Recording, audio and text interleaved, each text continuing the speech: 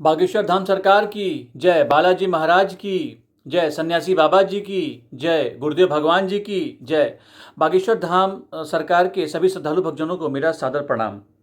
आज का यह आज़ादी का जो जश्न मनाया जा रहा है, आप सभी को इस राष्ट्रीय पर्व की बहुत बहुत बधाई, ढेरों शुभकामनाएं। राष्ट्रीय पर्व और भक्ति का जो पावन संगम है, ये जो समारोह का जो मैं आपको परिचय देने वाला हूँ, आज बहुत ही खुशी और हर्ष की बात है कि बागेश्वर धाम के प्रांगण में हमारे पूज्य गुरुदेव भगवान जी गौशाला परिसर में स्वतंत्रता दिवस का यह राष्ट्रीय पर्व बहुत ही धूमधाम से मना रहे हैं, जो कि बहुत ही भव्यता के साथ मनाया जा रहा है। यहाँ देश प्रेम और सनातन भक्ति का यह एक ऐसा अनूठा संगम देखने को मिलता है जो हर भारतीयों के दिलों के राष्ट्र के प्रति प्रेम को जगा देता है। भक्तों की उपस्थिति, इस पावन अवसर पर दूर दूर से आए श्रद्धालु भक्तगण उपस्थित हैं, जो इस ऐतिहासिक क्षण के साक्षी बन रहे हैं और भारत माता की जयकारों के साथ पूरे वातावरण को गुंजायमान कर रहे हैं। श्री बागेश्वर धाम सनातन वैदिक गुरुकुल की विशेषता क्या है, मैं आपको बताता हूँ। संस्कारों का जो केंद्र है, बागेश्वर धाम के पास स्थित श्री बागेश्वर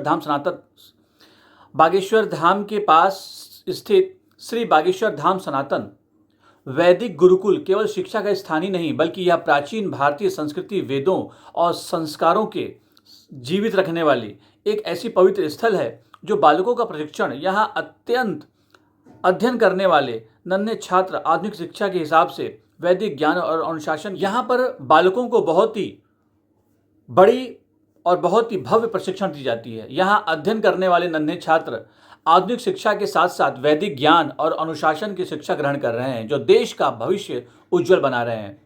कर्तव्य का पालन किस प्रकार करते हैं। स्वतंत्रता दिवस हमें यह याद दिलाता है कि हमें जो आज़ादी मिली है वह कितनी अनमोल है।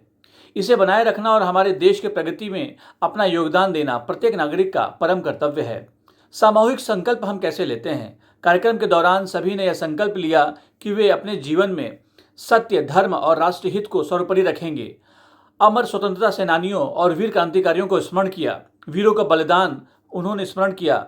हमारे पूज्य गुरुदेव भगवान जी जब यह राष्ट्रीय पर्व मना रहे थे, तब वहाँ के भक्तगण और पूज्य गुरुदेव भगवान जी भारत को स्वतंत्र कराने के लिए जिन महान स्वतंत्रता सेनानियों ने अपने प्राणों की आहुति दी है, उनका स्मरण करना हमारे नैतिक जिम्मेदारी है। सभी ने उनको याद किया और प्रमुख क्रांतिकारियों के नाम जैसे भगत सिंह, चंद्रशेखर आज़ाद, नेताजी सुभाष चंद्र बोस, मंगल पांडे और अन्य अनगिनत वीरों ने हंसते हंसते देश के लिए फंदे को अपने गले में लगा लिया और कई बार कारागार की यातनाएं भी सही। वैदिक मंगलचरण और परंपरा का शुभारंभ, मैं आपको बताता हूं कि शुभ शुरुआत भारतीय सनातन संस्कृति के अनुसार किसी भी बड़े पवित्र कार्य की शुरुआत से पहले ईश्वर का आह्वान किया जाता है। छात्रों द्वारा प्रस्तुति किस प्रकार की जाती है। गुरुकुल के मेधावी छात्रों द्वारा जैसे वेदांत पुरी, उज्ज्वल और अनिकेत के ने मंच पर आकर वेद मंत्रों के साथ वैदिक मंगलचरण का भव्य शुभारंभ किया। युवा और नन्हे छात्रों का विलक्षण प्रतिभा, संस्कृत संभाषण मतलब संस्कृत में वार्तालाप। गुरुकुल के छोटे छोटे बालकों ने संस्कृत में संभाषण किया, वार्तालाप किया और इस वार्तालाप को प्रस्तुत करके सभी को अचंभित कर दिया।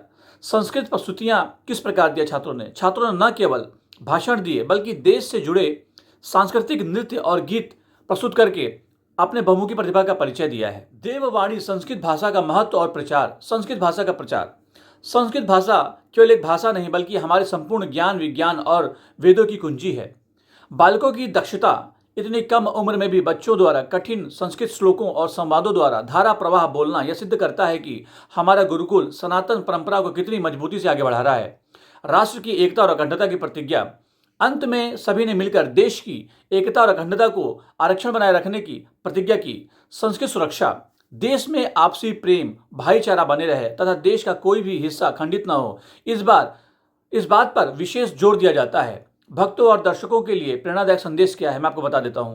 भक्ति और राष्ट्रभक्ति के लिए, भक्तों और दर्शकों के लिए प्रेरणादायक संदेश क्या है, मैं आपको बता देता हूं। भक्ति और राष्ट्रभक्ति के लिए पूरा वीडियो भक्तों को यह संदेश देता है कि भगवान की भक्ति के साथ साथ देश की वफादारी, सेवा भाव उतना ही महत्वपूर्ण है। मार्गदर्शन, पूज्य गुरुदेव भगवान जी के सानिध्य में बच्चों को यह विकास सामाजिक के लिए एक प्रेरणा का स्रोत है। गौशाला और संस्थानों में सेवा कार्यों का विस्तार, सेवा का प्रकल्प।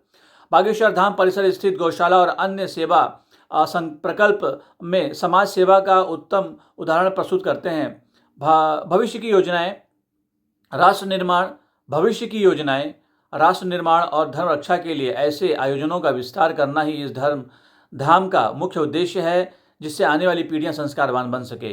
तो यह बागेश्वर धाम में आज पूज्य गुरुदेव भगवान जी ने गुरुकुल में राष्ट्रीय पर्व मनाया और गुरुकुल के बच्चों को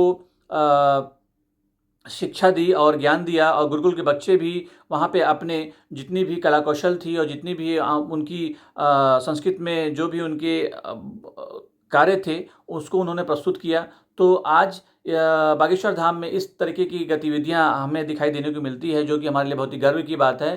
तो मैं आप सभी से निवेदन करूंगा कि आप सभी बागेश्वर धाम आएँ 15 अगस्त के समय, और इस पर्व को आप सभी एक साथ बागेश्वर धाम में गुरुकुल के बच्चों के साथ मनाएं।